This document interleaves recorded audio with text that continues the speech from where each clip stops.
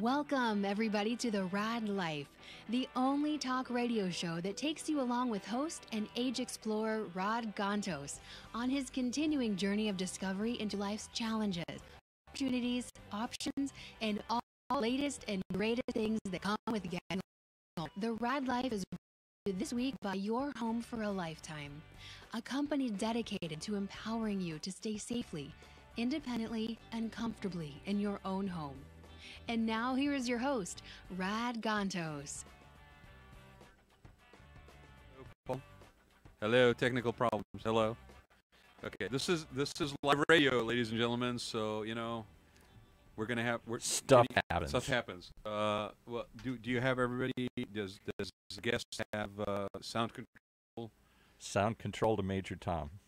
Can you hear me? Hello. Oh, Okay. Wait, his headset's not connected, Paul. Oh, it's not turned on. Okay, so while Paul takes care of some technical issues with the station, I will. I want to tell everybody that if okay, we're good. All right. We usually actually turn down the volume on the guest's headset, so We don't that want they to don't hear. see what the heck we're talking about. Ah, got it. That's smart. The lead in, yeah. All So anyway, I want to make sure everybody knows how to get hold of us today, because I have a feeling some people may call. So, Paul, will you do the honors and tell people how they can get hold of the show while we are on the air with our guest today, buddy of mine and a fellow San Clementian, Dan Bane, who is running for city council in San Clemente. How can people call in if they have any questions for Dan or us? 949-330-7761. 949-330-7761. Operators standing by. He needs to do that. And then how can they get a hold of us on Twitter too, right? At OC Talk Radio. Okay. And you can also watch us if you're not too tired of just listening to us. You can watch us actually on YouTube and on Facebook on the OC Talk Radio channel. I think it's on yours today, too. Here. What? It's on your Facebook today, too. Oh, it's on mine too? Yeah. Wow. Is that on the Rad Life or on my personal the Rad one? Life. Okay, because don't put it on my personal one. I don't know. Yeah, I got a lot of haters on that. But Dan, great to have you here, man. It's a pleasure to be here. Thanks for having me down finally. My pleasure. It's been a while. Finally. Did you hear how he threw Yeah, that no, finally? I know. And you're going to side up with him? I just got moved right along. I passed that one. Thought, What the hell, Paul? that was a little mention there, little dig. Finally. So you met Paul, right? I did meet Paul. Yes, I He said he likes apologize to- that I wasn't here to chaperone that exchange. No, we had a great time here. He said he'd mix it up a little bit. I Sounds like did. he will. He mixes it up a little bit? That's what he said. Yeah, I walk in here, and the first show that I did, I made the mistake of actually saying, "Hey, Paul, do you got anything to say?" And he hasn't shut up since. Never. Right? So, no, but it's good. It's a good dialogue. So anybody who wants to get hold of us, please do so. I encourage you to have any questions. This is a pretty important election year all around, I think, and for a multitude of reasons. This is an election year? Yeah. Baby boomer in the corner. Okay. So we'll even touch base on some of your stuff that your generation would be interested in, right? But it's a very important year, and I think there's been a lot of paradigm shifts in the whole political nature of things, including people's focuses. The composition of the electorate has kind of changed, even in Orange County, even in deep South Orange County, as far as party affiliation. I think there's been a certain, I don't know, I mean, I like to think that there's been a certain maturity that has happened with the electorate, I think, in terms of wanting to find out more, wanting to be engaged more, not just basically looking for some sound bites to guide them in how they would cast their vote. So that's always good, regardless which side you vote for, to be more engaged. And it also makes for us to being able to have possibly people, and I hate to say this, but for a while, and I'm not picking on San Clemente per se, I'm just saying in general, I think we've had this stigma of running for public office, that it's been kind of, you do this and you're going to get shellacked. You're going to get basically thrown under the bus. Your family's going to drag through the mud.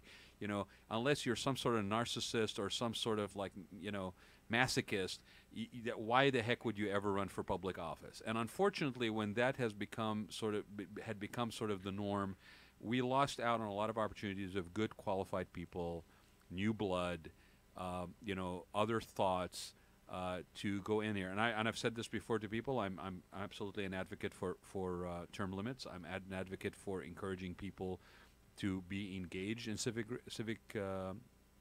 public service, whether it be a volunteer situation, whether it be actually as elected officials, and on any and all levels. So, And you know what else adds to that? Not just the shellacking you get, the public humiliation, they beat you up in the attack ads, but the money. Well, yeah, no, you get shellacked, and then you walk away with your tail between your legs with a whole bunch of debt. Yeah, right. I mean, it's huge. So campaign campaign reform, term limits. Sign me up, man. I mean, I think it's really sad, and I look. I've said it before. I was born in overseas. I did not really experience, let's say, oppression per se, but I grew up in places where you couldn't vote.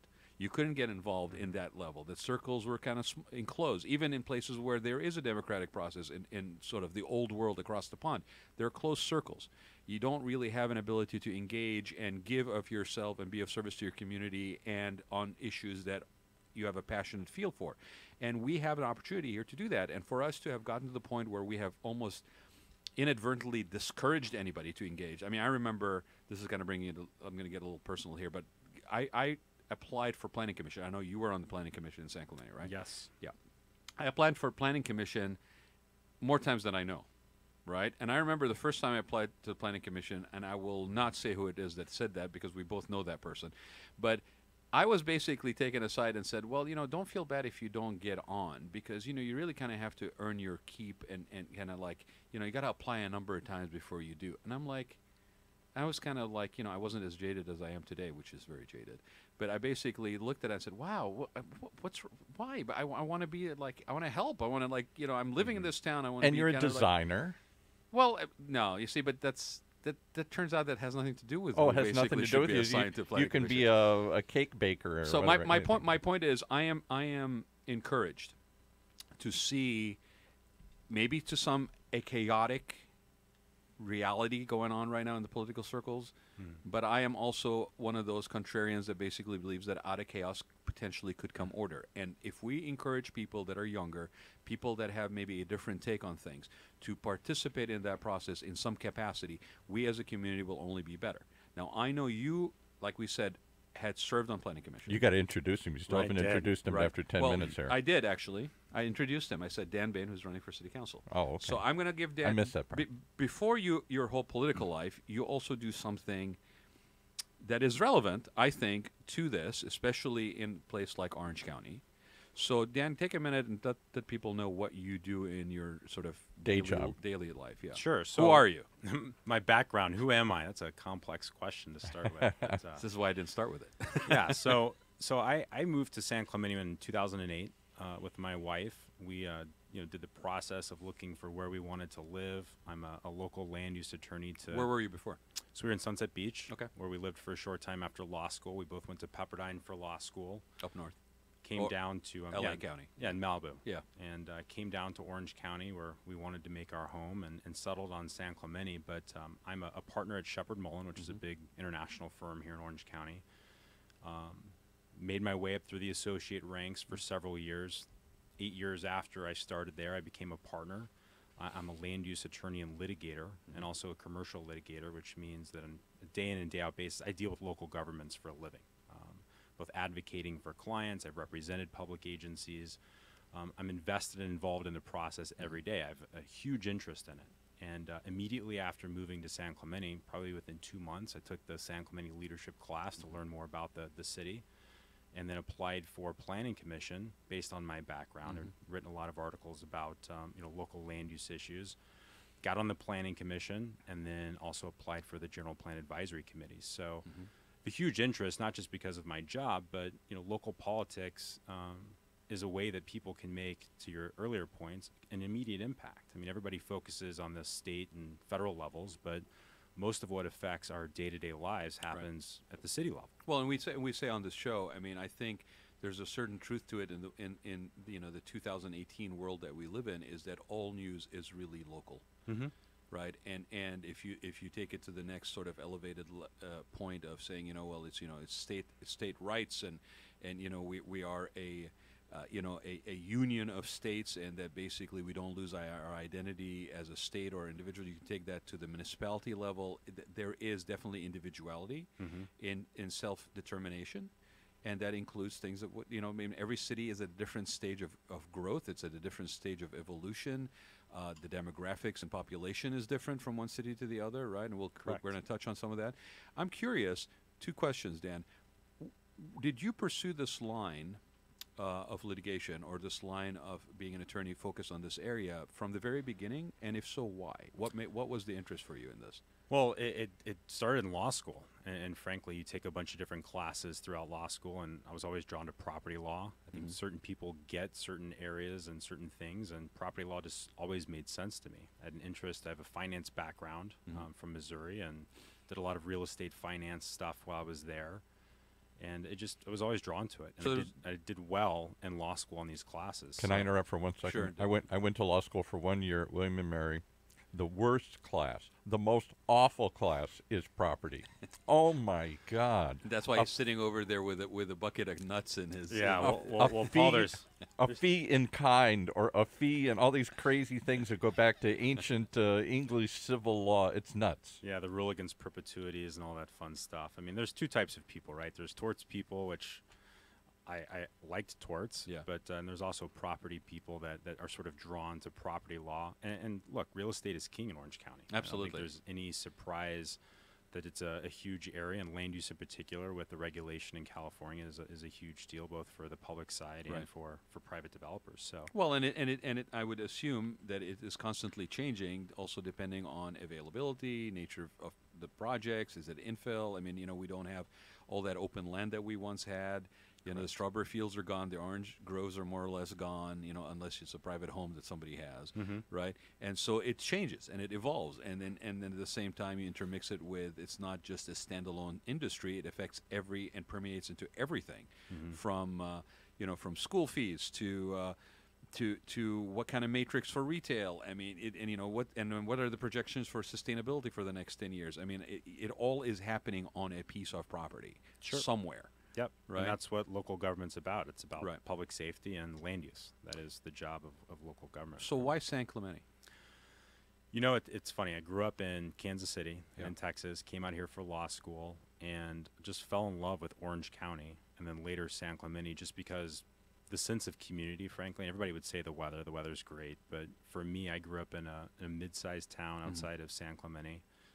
Didn't see the ocean until I was 17, so that was a goal of mine, was to live by the water if I was going to move out from the Midwest, and just fell in love with, frankly, the community, the sense of community down in San Clemente, the tight-knit people that are there, and genuine people. I felt a lot like the Midwest, frankly, and the type of people that are there.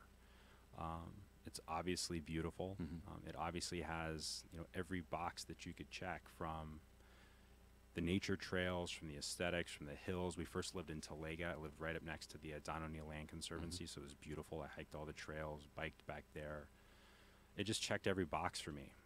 I work in Costa Mesa, so it was a little bit of a trek, but frankly, you get to work from home on occasion, and you leave at a certain time of day from both home and work. I mean that's part of living in Southern California, right?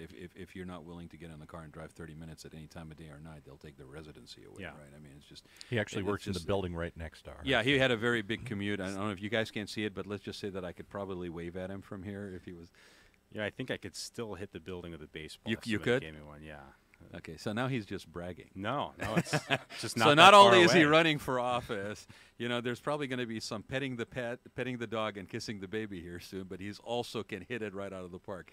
Dan, it's really funny that you say that, because I think a lot of people don't understand that about San Clemente, and they don't understand that, especially in communities that are more planned, newer communities that were basically established based on a different philosophy.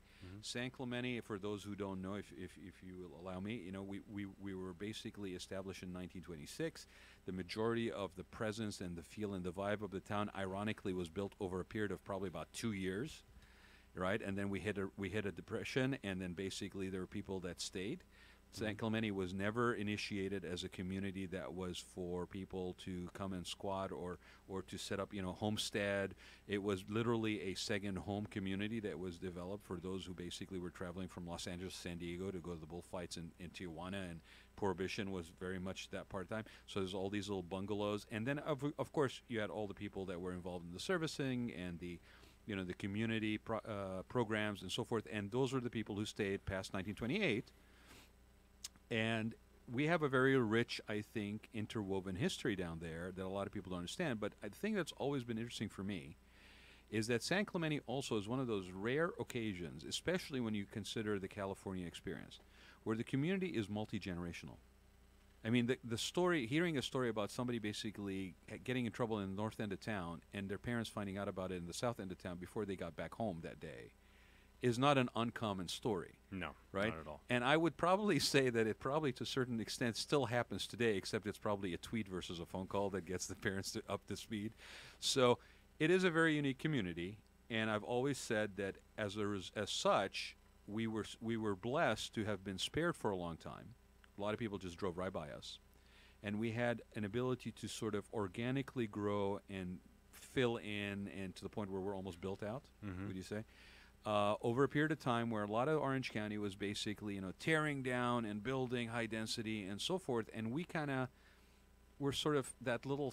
Did I just trip over a town as I was going down to San Diego? We had 2 exits, and now we have like 4 exits. And at some point, it was like I turned the corner on Dana Point. The next thing I know, I'm in Pendleton, right? Yep. And we were kind of okay with not being on the radar so much. And now, which is inevitable, property values have gone up as they've traveled up North San Diego County, down from Laguna. We've become more discovered. And there is a duality, I think, in San Clemente now, where there are people that want to hold onto that, understandably, that sort of nostalgic, I'm not being, I don't think I'm being really a stretch here when I say some people are, it's Mayberry, it's small town USA, it's the quintessential California experience. You take a street down through the old town to end up at a pier that opens up to an ocean view. I mean, it's like if somebody didn't know anything about California and you said, describe California from what you have been influenced by popular culture, let's say, oh, it's a woody that's 2-story buildings, and then I turn a corner and the Pacific Ocean opens up and there's palm trees, and it's pretty much San Clemente. Yep. So here we are, 2018. You're running for city council. We obviously have issues like any city. I mean, it's 64,000 people, I think, right? The last count or something. 66. 66,000. So that's not a small size. It's not a large size, but it's definitely a good size. And we have issues like everybody else. I mean, we've got, we're built out. We're attractive destination. We have people coming in maybe trying to do something that is overscaled for what our community is. How do we, we've got homeless issues that are, currently county-wide issues really, right? But we've got them down there. We have crime that's obviously has increased. You remember the day, it wasn't that long ago when people left their doors open in San Clemente. Yep. Right?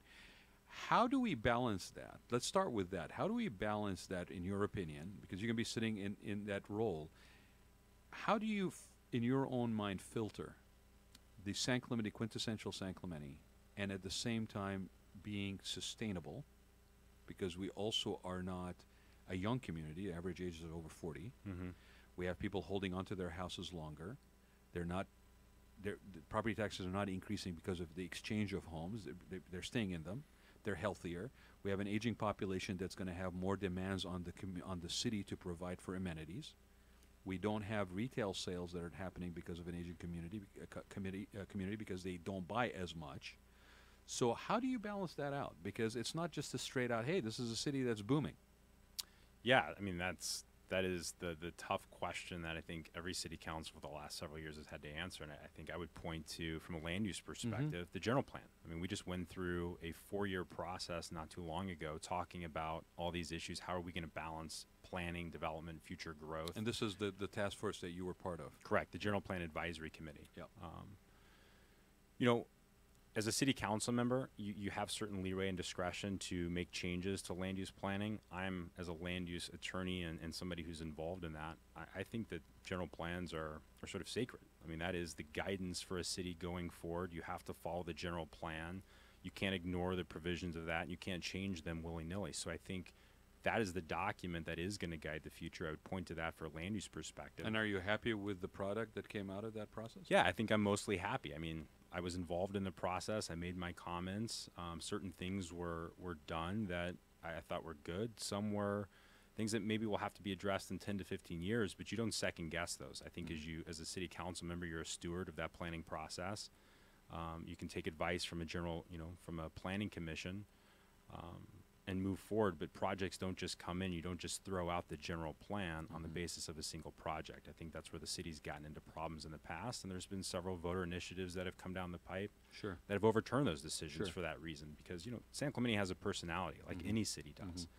And people are resistant to change to a large degree, and they're resistant to folks who come in from outside of San Clemente and try to sort of change. To impose their vision on the city. Correct, in a big way. And so as a city council member there, you have to be careful of that.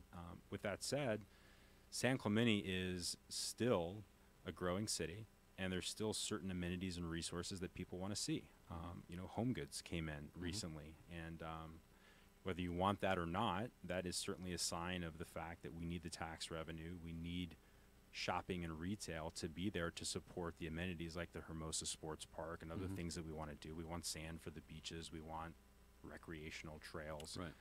So that's something that people have come to expect about the city. And so you have to balance the sort of, we want things to remain the same with, well, how do we continue to pay for the things, the amenities that we want and that we have, without bringing in new businesses? Well, I think, I mean, you deal with it from the legal side and in terms of land use.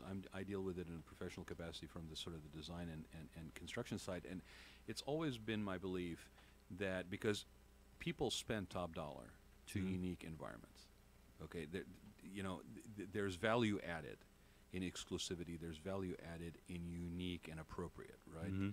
And so it's never been a case of maximization in my mind if you really wanted to have something that was sustainable. And very particularly in San Clemente, and I'll use a perfect example. My very first project when I went out on my own was the Casa Romantica, when they turned into a cultural center. And I refer to that project as an exercise of restraint. The answers were there. We didn't need to figure out what color paint that we needed to put on those shutters. We had to scrape the paint down to see what the original color was. And we ended up with an authentic experience that people basically seek out because of that authenticity, right? I think the same thing applies to things like this. I think that the home goods, for example, was a good solution because the scale and appropriateness, the sensitivity to the community, and we're not unique, by the way. I mean, Carlsbad does sort of the same thing. There's some communities that do it better than others. And the focus being that you don't need to compromise and sacrifice quality of life for something. There's usually another solution that maybe is a hybrid. And that's where I appreciate your take on things, Dan, I've always have, because I think that's where we get lazy. That's where we get lazy. Well, and I was going to say, part of that process, and I think you said compromise, which is a word that isn't thrown around very much these days. It's sort of one way. We live in a very polarized society. Sure. And so, I think my approach to governance is very much one of reaching across the aisle. I'm a Republican. That's known. But you have to be able to work with everyone in order to get things done and to find a solution that works, maybe not for everyone, but for the biggest majority of people in the town. And that's really what I want to do. I want to be able to be seen as the person that can reach across the aisle, that can find solutions that's maybe not everything that I would want or everything that the other side would want, but it's something everybody can live with. And I think that is a lost art in governance and something that people aren't willing to do anymore. Sadly, you're very, very right. I think we're going to take a break, Paul. Yes. And then when we come back, we'll talk about some of those issues with that in mind. All right. Perfect.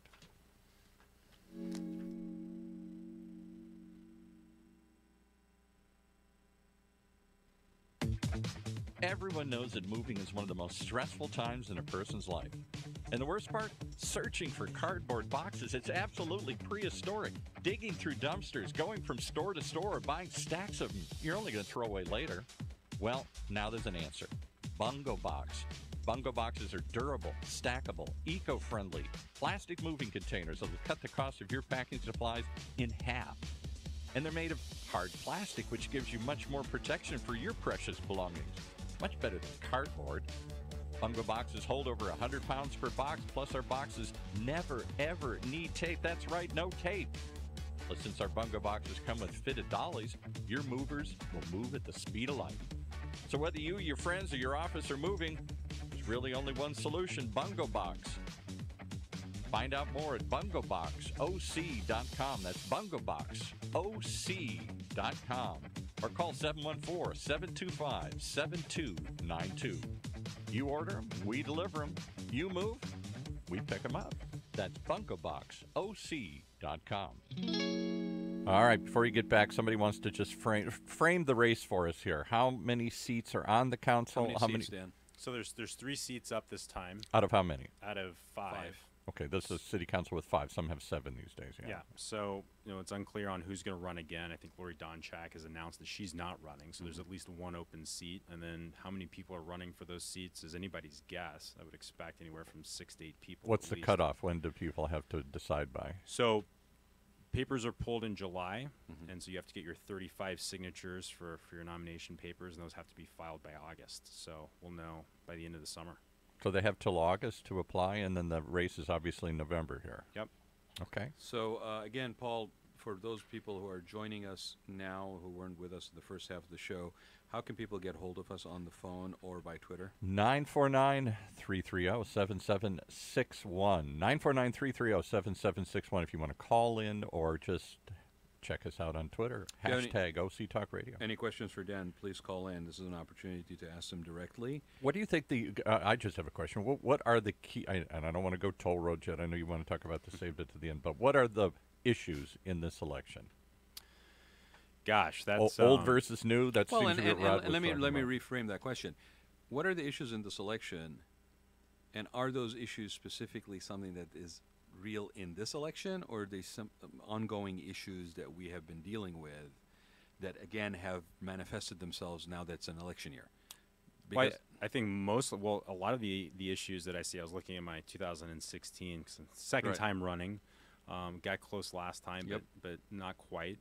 A lot of the issues on my position statement last time are the same. I mean, we still don't have a hospital. We lost our hospital in early 2016. It was closed down. Judge Carter's deciding that lawsuit. It's under submission. It has been since February. So we're going to find soon whether... That's interesting. It's the same judge that was basically involved with the homeless case. Exactly. Interesting. So Judge Carter's going to make that decision, and it should be released, frankly, any day about whether... And what was the lawsuit? For those that don't... Not to prejudice what was the case? Yeah. But that's a good sign. Yeah, no, so the lawsuit, for those listening that may not know about it, is Memorial Care had a hospital in San Clemente. It closed down in 2016 after the city council, use my words wisely, but basically modified the overlay zoning for the property to require the hospital to remain a hospital with an emergency room. The overlay zoning that was imposed after the last general plan. Which Memorial Care, I believe, purchased the hospital that was put in there by some other entity prior, right? Correct. Right. So it was San Clemente Hospital, purchased by Memorial Care. Then with the changes in the medical system and provision of medical services, Memorial Care had other thoughts for it, and the city, in trying to protect and maintain an emergency room presence, changed the zoning. Correct. Yeah, that's a good summary. And so that lawsuit has been pending for a long time now. And when just finish it. So when they changed the zoning, I take it Memorial Care didn't like that and said we're going to close it then.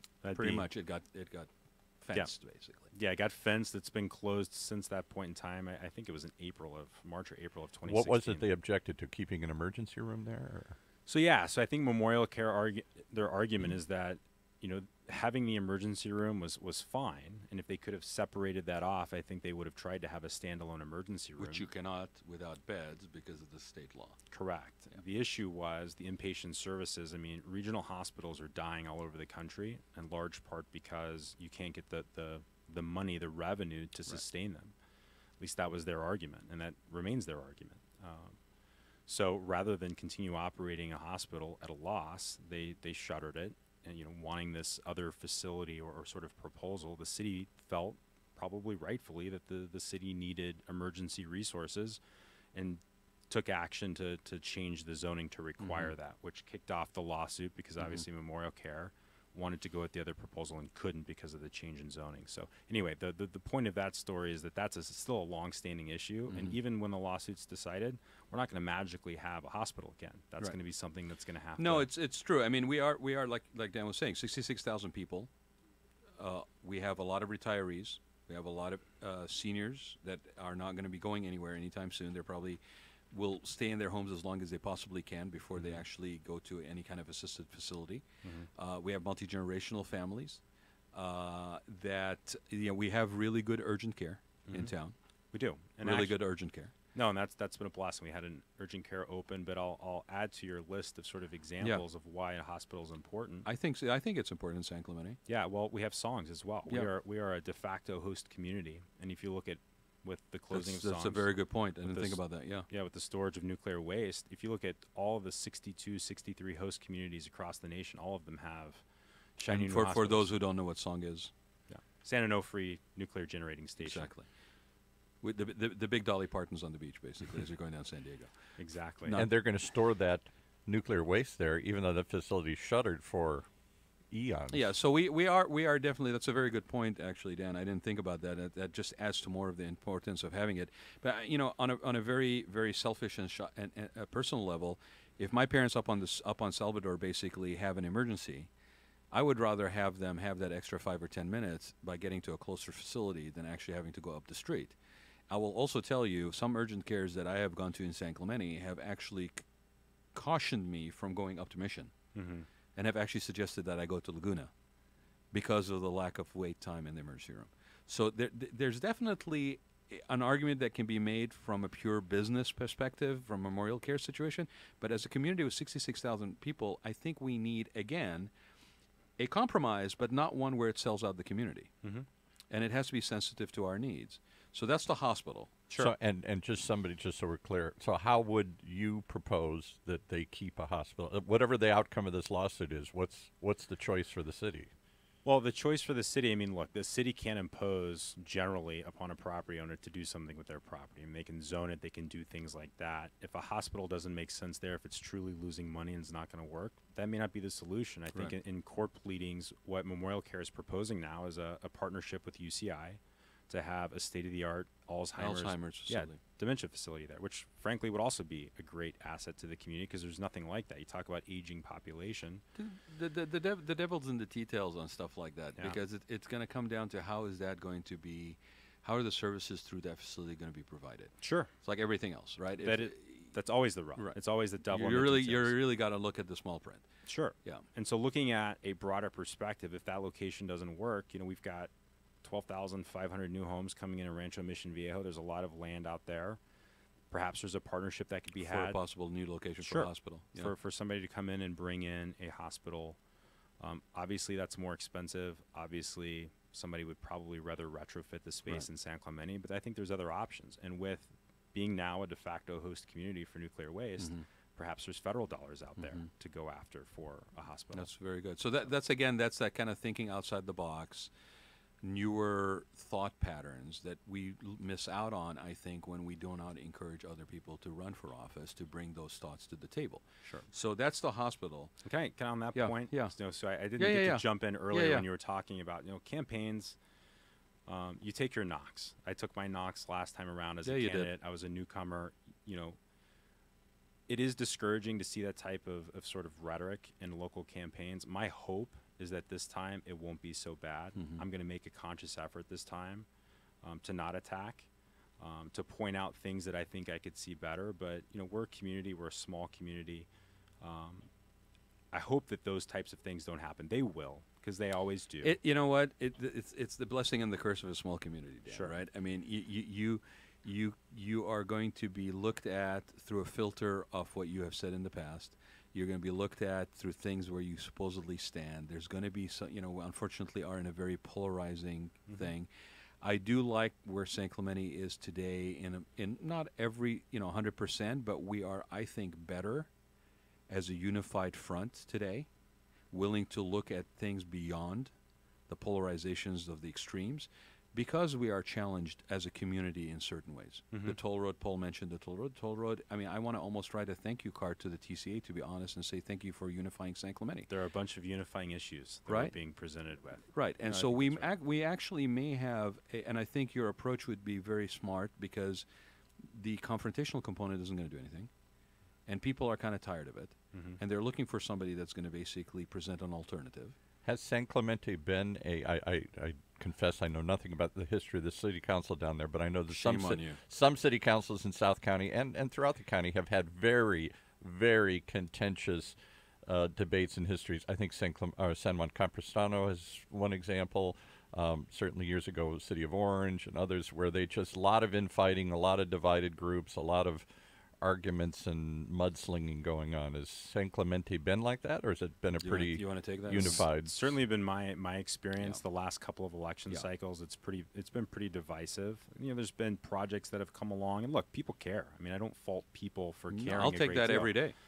I think that the problem is there tends to be a focus on the individuals and those people instead of the issues that are being presented and the solutions. The positives and the negatives of a small community. Sure, and that's that's that's something Right. I'm trying to move past, Right. and focus more on solutions, issues. Because every city council race, right? Everybody can say public safety is the issue or whatever they think the issue is.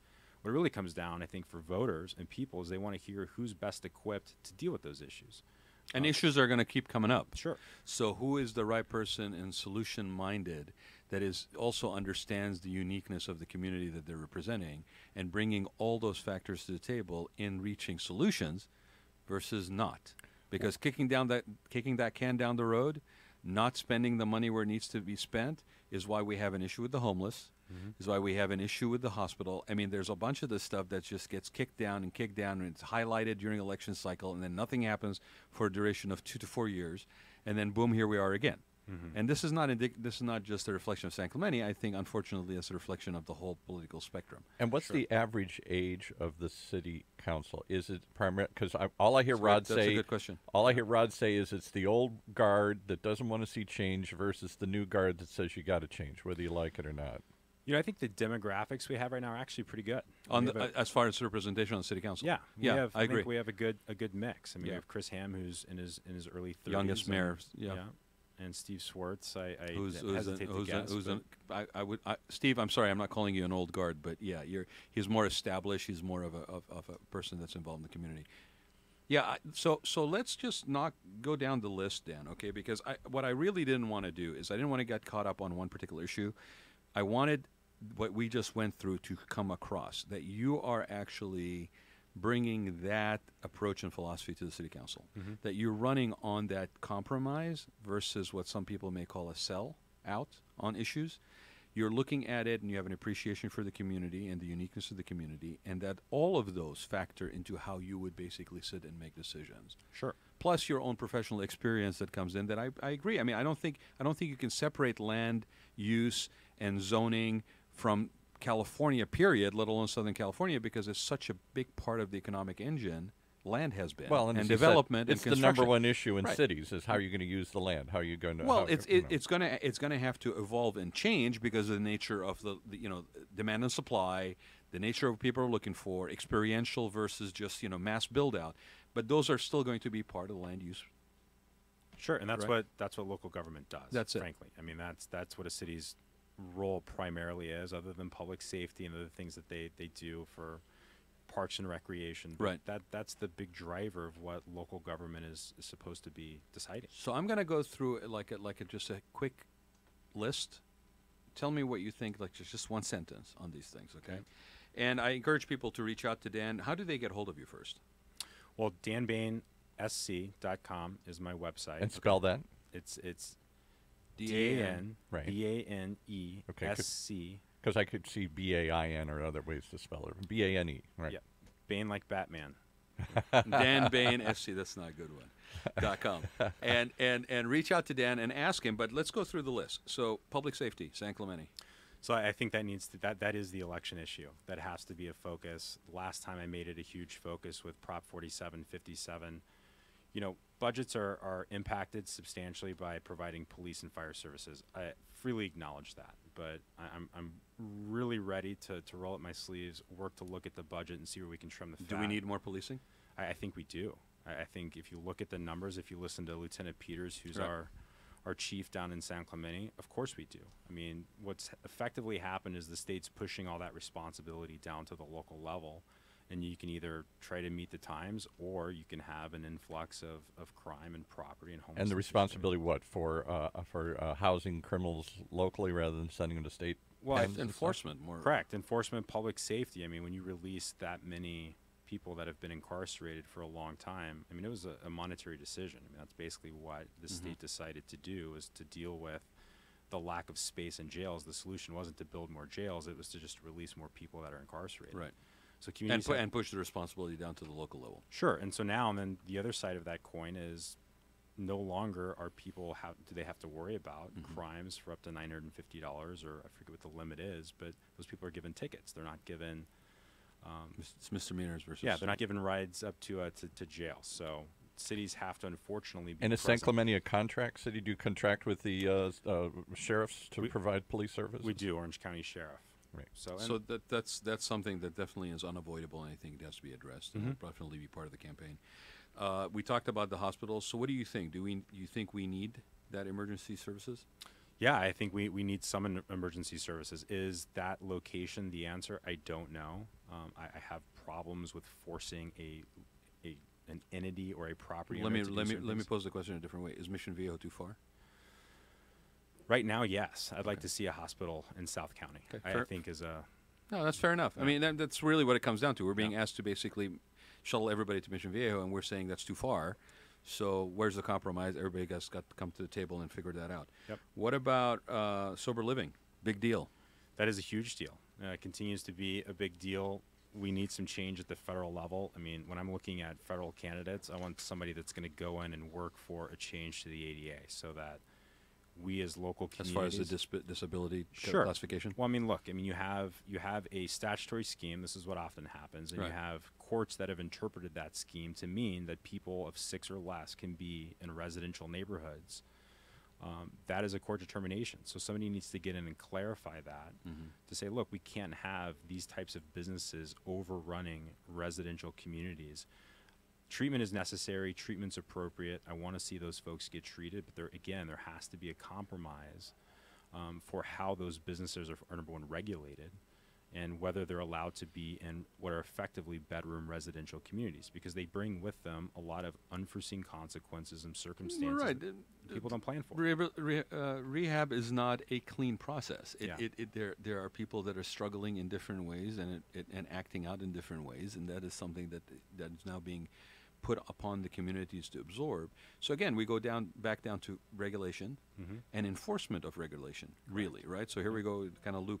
And to be honest, I think part of this, and if you look at the rehab question in a bigger picture, it also starts touching onto homeless and providing mental services, mental health services. I mean, because you can't you're not going to separate sort of the drug use and the sober living and some of the people that are basically on the street, right? And that have those problems. I mean, the ironic thing is, if we looked at this as a universal situation and actually try to work out solutions that would have a positive impact on all these different areas, we might actually be more successful than trying to isolate each one of these situations and trying to deal with it as in a microcosm.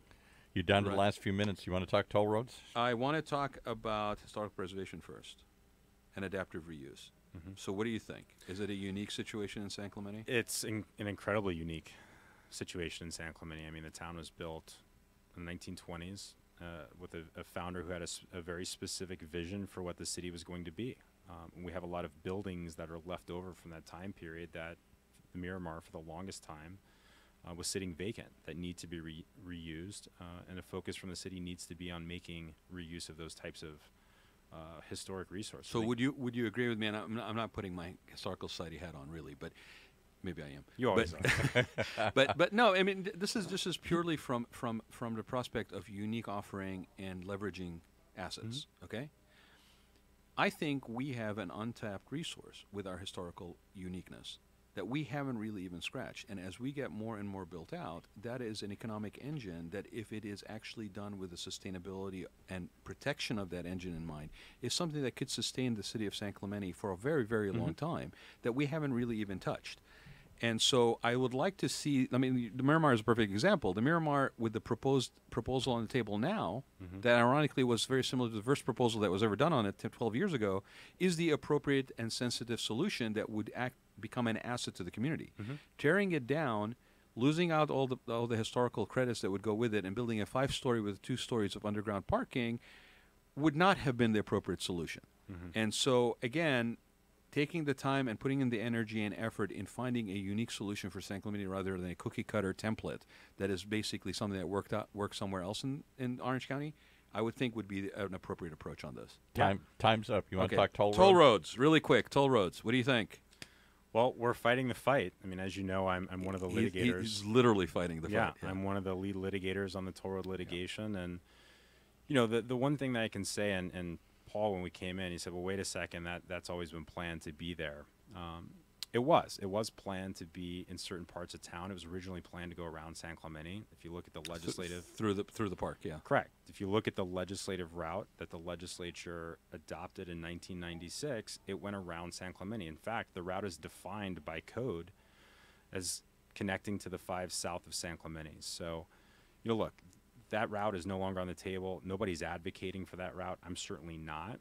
My problem is now the TCA gave up on a route that was defined by statute. The statute still says what it says and says that the route is that.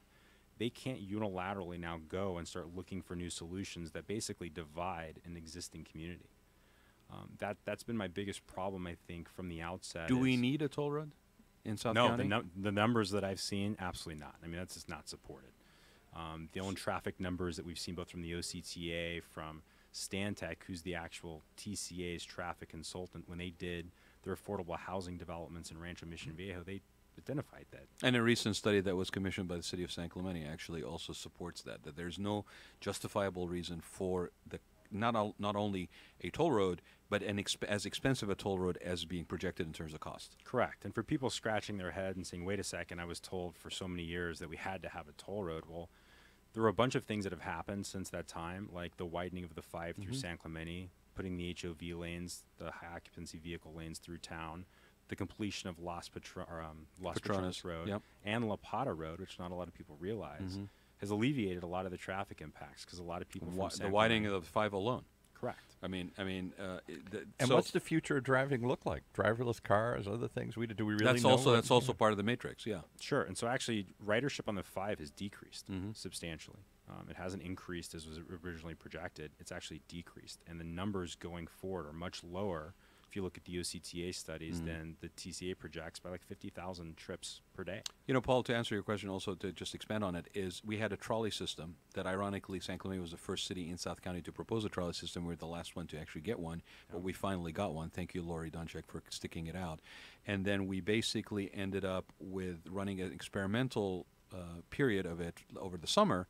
And I think the last thing I saw is that they're considering actually making it more of a permanent situation. Now, for somebody that's older, like my dad, who's 84, who's looking at possibly losing his driving, how does that person maintain independence without some sort of dependable public transportation that is of a certain caliber that they can basically feel safe using? So that's the kind of thinking that we need. In a community that's older, in a community that's aging, that's still active, we need to provide these alternatives. We need to look at their houses and protecting their houses. A toll road running behind a house of a retiree, that's going to have a negative impact on their pricing. We talk about this in the show all the time, where you leverage that primary asset towards, with a reverse mortgage so that you can age in your house, you can pay for medical services later on. A lot of people don't have that kind of nest egg to basically protect them in their later lives, and they're living longer than their savings. So all of these things factor into, I think, the responsibility on the community to provide leadership on these issues. And then one last question. Do you think we need a homeless housing or homeless shelter in South County? In South County? Well, you want to deal with San Clemente? Fine. I mean, I know we need to basically adhere to the SB2, right? Correct. We had to zone for it. Whether somebody comes, I mean, FAM, essentially Family Assistance Ministries, is doing that already through Gilchrist House. Right. But, you know, that's a private decision. We've zoned. The city's complied with that. Finally. Frankly, the county is the one that needs to take the lead. And I'm disappointed in the fact that, you know, for 10-plus years. Perfect case of kicking the can down the road. Yeah, we've had the funds to do that. I mean, but with that said, I mean, all the communities need to work together to find a regional solution. No city should have to bear the brunt of all of the homeless. But we all have to, I think, as an overall community, take responsibility for dealing with that part of our community. Agreed. So if people want to take an alternative look, a different path, how do they reach you? How do they find you? How do they read about you? So again, Dan Bane, DANBANESC.com is my website, and I'm on Facebook. So. And he's running, so chances are we'll probably have him on again. But Dan, thanks for taking the time. Really appreciate it. Thanks really, for the invite. And it's always an open door. Seriously, I mean, I think these are issues we're talking about them in relevance to San Clemente, but I think they're issues that are shared by a lot of communities in Orange County. Unquestionably, right? Yep. As the whole county really ages. So thanks for being here. I appreciate it. Anybody wants to get hold of Dan, again, it's Dan, DANBANESC, GoSC.com. And if you're interested in any questions about the show or you'd like to get hold of any of our guests, please contact me at the Raad Life, RAADLIFE on Facebook, or you can email me at rad, RAAD, Gantos, GHANTOUS, @gmail.com. I'll give you my number, but then you're going to basically call me, so I'm not going to do it this time. Thanks for being here, Dan. Appreciate it. You have been listening to the Raad Life radio show with your host and age explorer, Raad Gantos, brought to you on the one and only octalkradio.net. Join us again next week as we continue our journey of discovery into life's challenges, opportunities, options, and all the latest and greatest things that come with getting older.